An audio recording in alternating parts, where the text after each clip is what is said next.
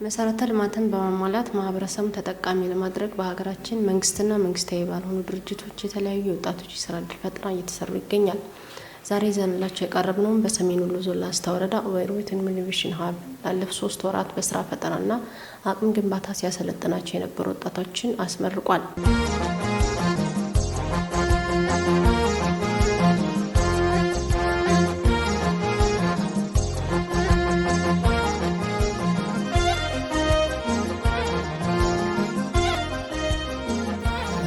ኢኖቬሽን ሀብ በኢትዮጵያ ያለውን የኢንተርፕረነርሺፕ የንግድ ጀማሪዎችና ባለድርሻ አካላትን በአንድ ላይ በማሰባሰብ ትብብርን በማጠናከር ምርት ተሞክሮችን ለማጋራትና የንግድ ጀማሪዎችን በሚገጥሟቸው ችግሮች ላይ አካባቢያዊ ንግዶችን ለማበረታታት እንዲሁም ዘላቂ የማህበረሰብ ልማትን ለማንቀሳቀስ ያለመ ፕሮግራም ሲሆን በስራ ፈጣሪዎች ስልጠና በመስጠት የስልጠና አቅም ግንባታቸውን ካጠናቀቁ በኋላ ቀጣይ ወደሚኖረው የፋይናንስና ተያያዥ ድጋፎች የሚያደርግ ታላቅ ድርጅት ነው።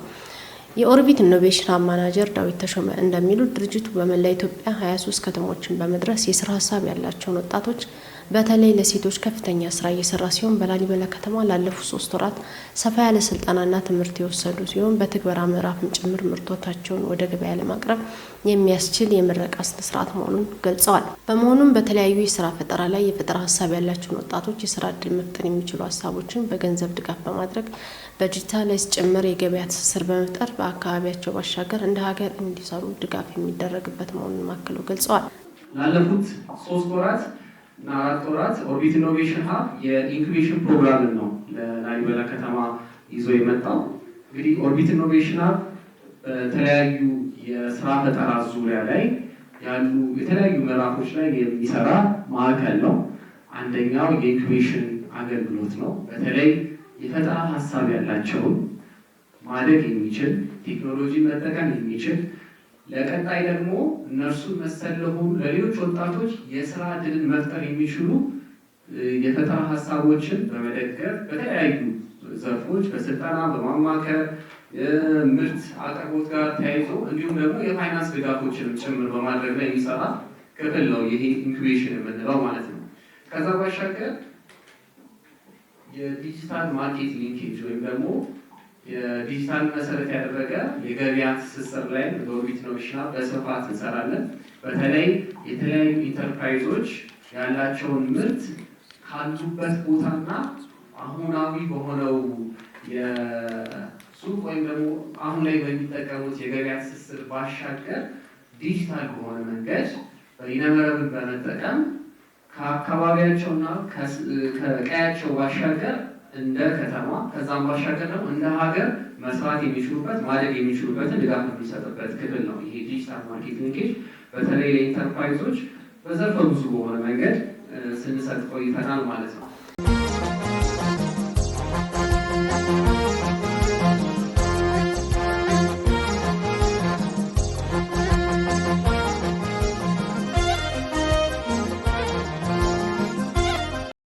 በምረቃ ስነ ስርዓቱ ተገኝተው ንግግር ያደረጉት የላሊበላ ከተማ ከንቲባ መሳይ ወዳጅ እንደሉት ይህ ስልጠና በከተማው የመጀመሪያ ሲሆን ሰልጣኞች የተገኘውልን በከተማው በርካታ ስርዓት ወጣቶችን በመኖራቸው የተገኘው ምርጥ ተሞክሮ በማካፈል በኩል ከፍተኛ ሚና እንደሚኖረው ገልጸዋል።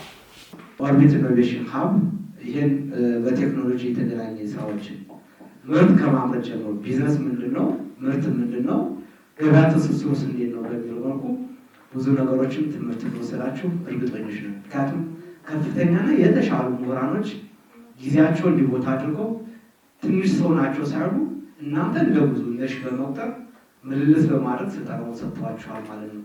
ይሄ ለእኛ መልካም አጋጣሚ ነው፣ መልካም እድል ነው ማለት ነው። እናንተ የመጀመሪያ ልጅ እንደመሆናችሁ መጠን ደግሞ ከእናንተ ብዙ ነገር ይጠበቃል። ምክንያቱም ከተማችን ያለውን ቢያንስ 4,000 አካባቢ ስርዓት ወጣት አለ። ይህን ወጣት በእናንተ ስር በእናንተ ግርጌ እናንተ ግንባር ቀደም በመሆን እየመራችኋቸው እነሱ እናንተ እየተከተሉ እናንተ ፍሬ አፍርታችሁ ሌሎች ፍሬ እንዲያፈሩ በማድረግ ትልቅ ሚናና ድርሻ ስላላችሁ ዛሬ ለምረቃ ስትበቁ በጣም ደስ ያለኝ በእውነት ከሆነ በኦርቢት ኢኖቬሽን ሀብ ኮሚኒቲ ዲቨሎፕመንት ማናጀር ቢናይል ኃይሉ እንዳሉት በተለያዩ ከተሞች ላይ የስራ ፈጠራ ማህበራት በማጠናከርና በማሰልጠን ስራ ፈጣሪዎችን በማገዝና በመደገፍ እርስ በርስ የሚደጋገፉ ማህበራትን መፍጠር ሲሆን በላሊበላ ከተማም ላለፉት 3 ወራት ሲያሰለጥናቸው የነበሩ 39 ሰልጣኞች ስልጠናቸውን በማጠናቀቅ ወደ ስራ የሚገቡበት የምረቃ ፕሮግራም መሆኑን ገልጸዋል። ዛሬ 39 የሚያህሉ ልጆች ፒች አድርገው ሙሉ ስራቸውን አጠናቀው ይዘው የገቡት የቢዝነስ ሀሳብ ተጨብጦ እጅ ይዞ ሚኒመም ቫያብል ፕሮዳክት ይዘው ፕሮዳክታቸውን ይዘው በኋላ ያሳያቸዋል። የሰሩትን ስራ በኋላ የሚያሳያቸው ይሆናል። ግን ለዚህ በቅተዋል እነዚህ 39 ልጆች። ከነሱ ውስጥ ደግሞ እንደ ማሳያ ምን እንደሰሩ ይህን ሁሉ 4 ወር ሲኖሩ ሄዳችሁ እንዳይቀልባችሁ ማለት ነው የያዙት ፕሮዳክት የሰሩት ስራ ምን እንደሆነ በምን አልፈው እንደሆነ እዚህ የደረሱት የከተማውን አስተዳደር እንዴት ነው የምንጠቅመው የሚለውን ነገር ከነሱ በላይ የሚያውቅ የለም።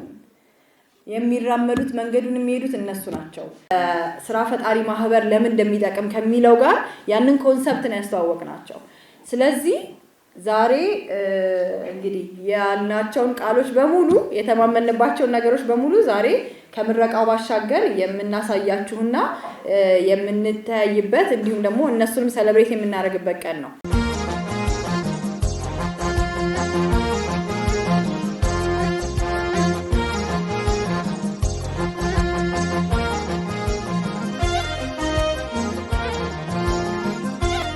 በኦርቢት ኢኖቬሽን ሀብ ስልጠና ከወሰዱ ተመራቂዎች ወጣት አርሴማ ሀብታሙ እንዳለችው ከአሁን በፊት የዲዛይነር ትምህርት መማሯን ገልጻ በይበልጥ ስራውን ለማስጀመር በኦርቢት ኢኖቬሽን ሀብ ሴንተር በሰለጠኑት ስልጠና የተሻለ ልምድ ማግኘቷን ተናግራለች።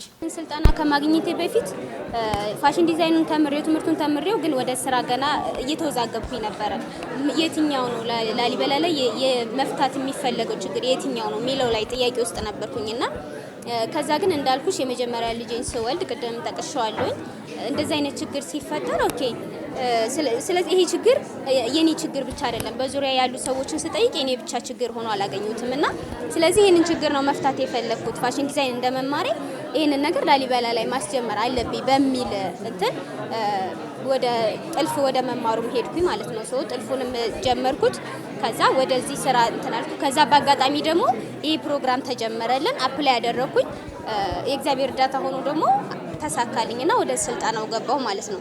ሶ ከዛ በፊት አንድ የገባኝ ነገር ምንድነው ስልጠናውን ከመውሰዴ በፊትና በኋላ ስለ ቢዝነስ ምንም እንደማላቅ ነው ሀቁን ለመናገር። ሶ ቢዝነስ ቀላል ነገር አይደለም። አካሄዱን ካላወቅሽበት የገበያ ትስስር ከሌለሽ ሂሳብሽን እንዴት መቆጣጠር እንዳለብሽ ካላወቅሽ ምንም ቢዝነስ አዋጭ አይደለም። ስለ ቢዝነስ ማውቃለሁ ብሎ ለማውራት ድፍረት ነው የሚሆነው የሚለውን ነገር በደንብ ነው የተረዳውበት። ስለዚህ በተለይ ፋይናንስ አያያዝ ላይ በየቀኑ እያንዳንዱ ፋይናንስ መመዝገብ እንዳለብን ከዛ ውጭ ደግሞ እያንዳንዷ እንትን ምን ያክል ቫልዩ እንዳላት ከስተመር አያያዛችን ምን ያክል ቫልዩ እንዳላት እነሱ ነገሮች ማርኬቲንግ እንዴት ነው የምንሰራው ኔትወርኪንግ እንዴት ነው የምንፈጥረው የሚሉት ነገሮች በሚገባ ተንትነው አሳይተውናል ማለት ነው። እንዲሁም ወጣት አድኖ አሊ እንደገለጸው በተለይ በአካባቢያችን በተጣሉ ቆሻሻዎች በመጠቀም ከሰል በማዋል አዲስ ሀሳብ መፍጠሩን ገልጾ ስራውን ለመስራት በሰው ኃይል ብቻ የሚሰራ ባለመሆኑ በቀጣይ የሚችሉ አካላት ማሽነሪ ቢተባበሩት የአካባቢ ብክለትን በመከላከል ከፍተኛ አስተዋጽኦ እንዳለውም ተነግሯል። እሺ ስሜ አድኖ አሊ ይባላለሁ።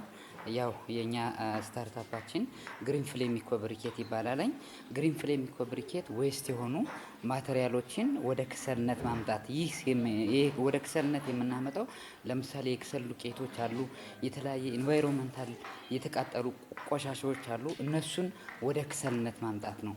ይህ ማለት እያንዳንዱን ክሰል የምንጠቀመው ምንድነው ኖርማሊ በጭስ ወይም ተዳፍኖ የሚከሰል ነው። ይሄ ግን የማይረቡትን ወደ ክሰልነት አምጥተን ወደ ክሰል ነው የምንጠቀመው ማለት ነው። ይህ ምንድነው እያንዳንዱን እንትን ከዛኛው ኖርማሊ ያለው ክሰል ልዩነት ምንድነው? ይሄ ጭስ የለውም፣ ያኛው ግን ጭስ አለው።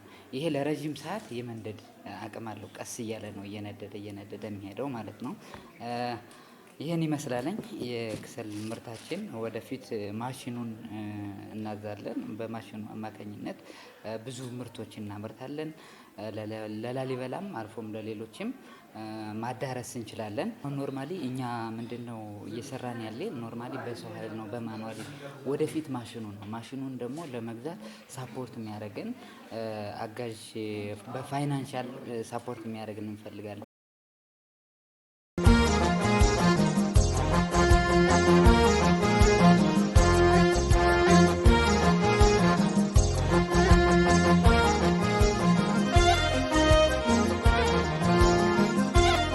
ወጣት መቅደስ ዘውዱና ታደሰ አሻቤ እንደገለጹት ከአሁን በፊትም በተለያዩ ስራዎች መስራታቸውን ገልጸው በኦርቢት ኢኖቬሽን ሀብ ሴንተር ባገኙት ስልጠና እንዴት ስራቸውን ማስተዋወቅና በተሻለ መንገድ በመስራት የቢዝነስ ሀሳባቸውን ለማሳደግ ስልጠናው ከፍተኛ ሚና እንዳለው ገልጸዋል።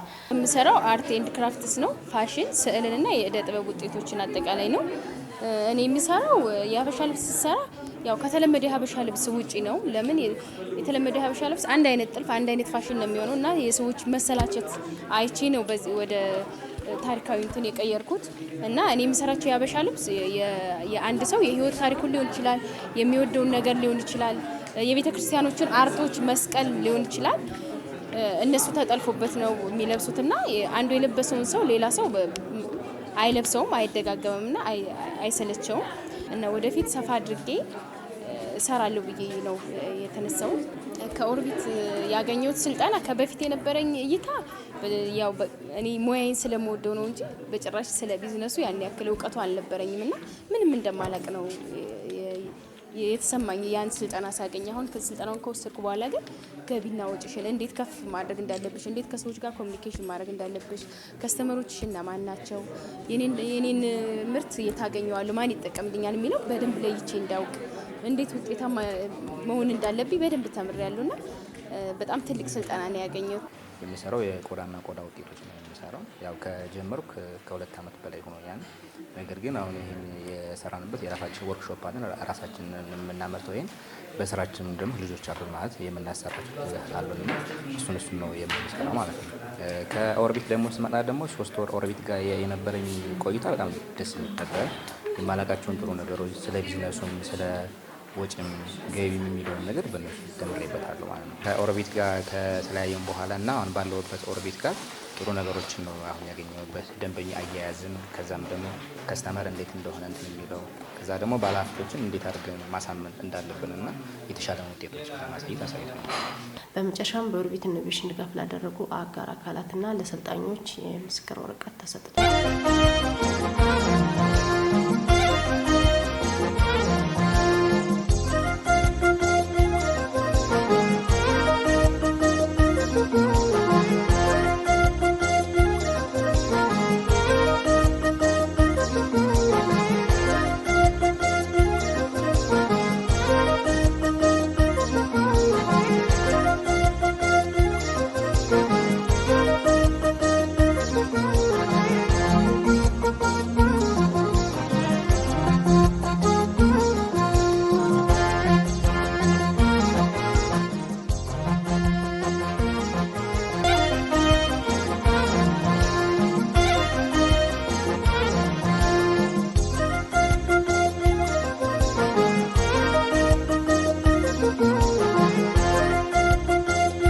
የዛሬው ዝግጅታችን አበቃን። በሌላ ፕሮግራም እስከምንገናኝ ደህና ሁኑ።